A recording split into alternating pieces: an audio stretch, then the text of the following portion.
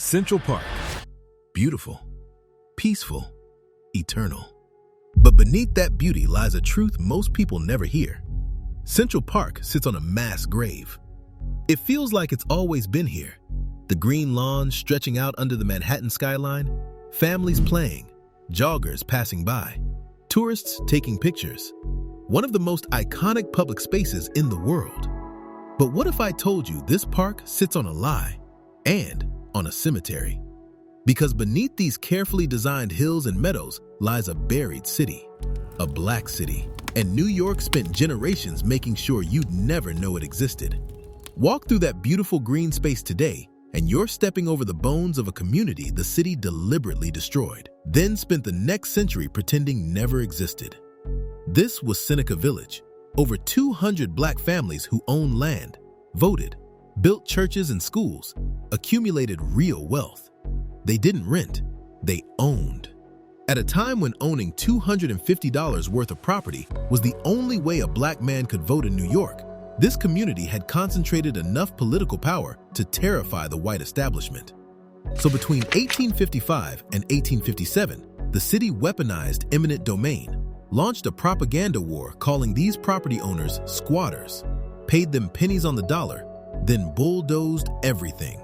Homes, churches, even the cemeteries. Archaeological evidence proves they didn't move all the bodies. Then they erased every record, every map, every mention of Seneca Village from history for over a century. The evidence that finally exposed this cover-up? Buried in archives and literally underground, waiting for historians brave enough to dig. Today, we're uncovering Seneca Village, the thriving black community that was destroyed to make room for Central Park. And we're exposing how the city lied about it for over a century. Andrew Williams walked into a land office with $125 in his pocket.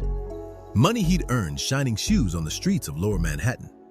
The 25-year-old bought 3 lots of rocky, undeveloped land between what would become West 82nd and 89th Streets. This transaction made him something almost non-existent in New York, a black landowner. 2 years earlier, in 1821, New York State had passed a law requiring black men to own $250 worth of property and maintain residency for 3 years just to vote.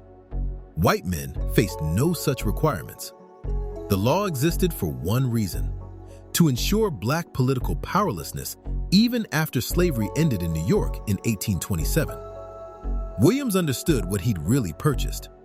That land deed meant potential citizenship, potential voting rights, potential power. Within months, Epiphany Davis, a store clerk who'd been organizing in the free black community, purchased 12 lots for $578. The African Methodist Episcopal Zion Church, already a pillar of black New York, bought 6 lots with plans for a church, cemetery, and school. By 1832, black buyers had purchased roughly half the available parcels from landowner John Whitehead, who'd subdivided his rural property into 200 lots. The community that emerged became known as Seneca Village.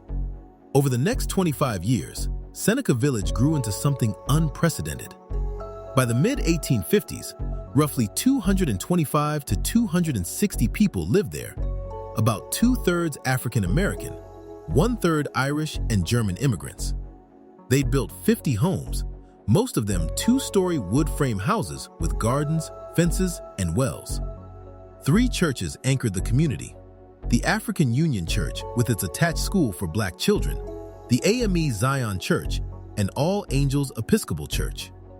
Families kept livestock, grew vegetables, and drew water from Tanner's Spring. Census records show residents working as laborers, service workers, and skilled tradespeople. Stable employment in an economy designed to exclude them. The political implications terrified New York's white establishment. By 1845, only 100 black men in the entire city qualified to vote. 10 of them lived in Seneca Village. One community held 10% of all black voting power in New York. This concentration of black property ownership, black political participation, and black economic independence represented everything the racial hierarchy was designed to prevent. If you're realizing how deep this erasure goes and believe these stories need to be told, Subscribe to Black Stories Untold and help us expose the history they've been hiding. Now, back to the video. Manhattan's elite had been watching. They'd seen the deeds being filed, counted the black voters registering, noticed the churches rising from the rocky soil. By the early 1850s, when talk of a grand public park began circulating in drawing rooms and political clubs, certain men already knew which community would need to disappear. The park would stretch 700 acres from 59th to 106th Street. Seneca Village sat directly in their path, or perhaps more accurately, the path was drawn directly through Seneca Village. The propaganda campaign began immediately. Newspapers started describing the area as a slum, populated by squatters and vagrants. The New York Daily Times called the inhabitants a ragged, wretched-looking population. City officials painted residents as criminals and degenerates whose shanties blighted what should be pristine parkland. Every word was a calculated lie. Tax records prove most Seneca Village residents owned their property legally and have been paying taxes for decades. They held deeds. Census records document employed heads of household raising children who attended school. But truth held no power against the machinery of displacement. In 1853, the New York State Legislature authorized Central Park and granted the city eminent domain powers to seize the necessary land. The legal framework claimed to offer fair compensation for seized properties. The reality was systematic theft dressed in legal language. City assessors arrived in Seneca Village to determine property values. Their assessments came in deliberately, insultingly low, far below market rates, far below the valuations given to nearby white-owned properties. Andrew Williams, who'd owned his 3 lots for 30 years by 1857, received $2,335. He'd requested far more. Other residents received even less. Some received nothing. Legal challenges went nowhere. The city controlled the courts, controlled the assessors, controlled the outcome. Between 1855 and 1857, police began forcing families out. 50 homes came down. Workers dismantled 3 churches, piece by piece. The school where black children had learned to read disappeared. Crews dug up 2 cemeteries, claiming they'd relocate all remains to other burial grounds. Archaeological excavations conducted in 2011 suggest otherwise. Evidence indicates bodies remain beneath Central Park to this day. Ancestors who were laid to rest by their families, only to have their graves paved over for public recreation. The displaced families scattered. Some likely moved north toward what would become Harlem. Others vanished from historical records entirely, too poor to leave paper trails tracking their movements. Their stories dissolved into the silence that New York carefully cultivated around what happened on that land. By late 1857, Seneca Village had ceased to exist. 30 years of black community building, wealth accumulation, and hard-won political power erased in less than 2 years. In 1858, landscape architects Frederick Law Olmsted and Calvert Vaux broke ground on Central Park. They reshaped rocky terrain into rolling meadows, carefully designed ponds, and winding paths. The park was hailed as a democratic masterpiece, a gift to all New Yorkers, regardless of class. Beneath the manufactured landscape lay the rubble of black homes, the timber of demolished churches, and quite possibly the undisturbed graves of people whose descendants never learned where their ancestors were buried. The destruction of Seneca Village was only half the crime. What came next was more insidious. A systematic campaign to ensure no one would ever know what had been stolen. This wasn't negligence or the natural fading of history. Documents were deliberately excluded from archives. Maps were redrawn without acknowledgement of what they replaced. School curricula were written and rewritten, always omitting the inconvenient truth about what lay beneath Central Park's carefully manicured lawns. For over a century, New York systematically removed Seneca Village from the historical record. Official Central Park maps never acknowledged its existence. Park histories focused exclusively on Olmsted and Vaux' design genius. New York City textbooks made no mention of the community that preceded the park. Tour guides leading groups through the landscape remained silent about what lay beneath. No plaques, no markers, no acknowledgement. 5 generations of New Yorkers walked over those ruins without knowing whose homes they were trampling, whose churches had been demolished, whose graves had been disturbed. The pattern extended beyond Seneca Village.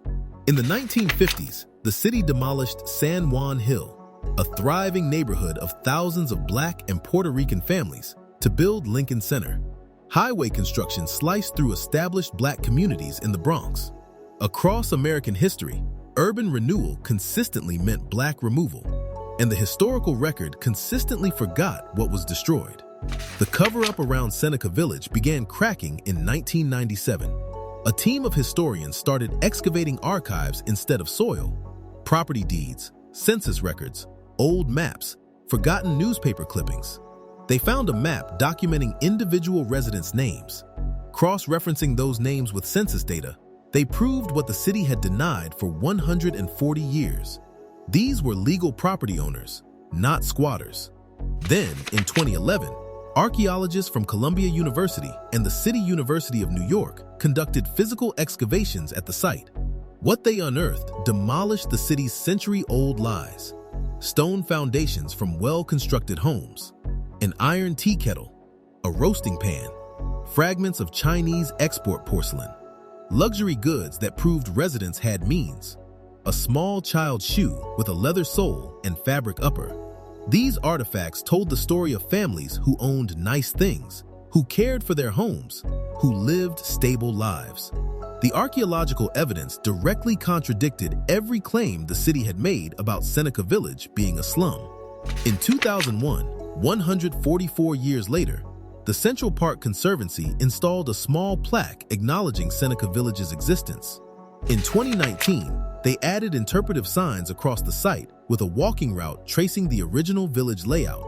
Visitors can now visualize approximately where homes, churches, and gardens once stood. But these gestures feel inadequately measured against what was stolen and how long the theft was hidden. Most New Yorkers still don't know this history. The city acknowledged Seneca Village only after being forced to by researchers who refused to let the evidence stay buried. Seneca Village wasn't an isolated tragedy. It was a blueprint, a test case for how to legally annihilate Black prosperity and then make sure history forgets it ever existed. What happened on those 700 acres between 1853 and 1857 has been repeated across America with such consistency that coincidence becomes impossible to claim. The mechanics are always the same. Identify Black wealth, manufacture a justification, deploy government power, erase the records. Seneca Village's destruction reveals the mechanics of how Black wealth gets systematically eliminated in America. Those families had done everything the system claimed to require: bought property legally, paid taxes, raised families, participated in civic life. The response was coordinated dispossession using government power. This pattern has repeated throughout American history. The 1921 Tulsa Race Massacre destroyed Black Wall Street. Rosewood, Florida, was burned to the ground in 1923. Redlining in the 1930s prevented Black families from building home equity in appreciating neighborhoods. Urban renewal programs in the 1950s and 60s demolished hundreds of Black communities. Highway construction was deliberately routed through Black neighborhoods that had accumulated property value. Modern gentrification continues the cycle under different languages. The Seneca Village case is particularly instructive because the evidence is so clear. Property records, tax payments, census data, and archaeological findings all prove the same thing. This was a stable, prosperous community destroyed because Black economic and political power threatened the racial hierarchy. 10% of New York's Black voters lived in one location. That concentration of political power was intolerable to a system designed to keep Black people fragmented and powerless. Destroying Seneca Village wasn't just about clearing land for a park. The city could have built Central Park anywhere. They chose that specific location because they could destroy Black wealth and Black political power simultaneously, then use eminent domain to make it legal. And as we near the end, the ground itself begins to whisper what the history books tried to bury. Walk through Central Park near West 85th Street today, and you'll see families relaxing on green lawns, children playing, tourists taking photos. The landscape looks eternal, but beneath that soil are the stone foundations of homes where Black children once played, the timber from demolished churches where communities worshipped, quite possibly the remains of people whose graves were never properly relocated. Seneca Village proves what happens when Black communities build real wealth and real political power without white permission.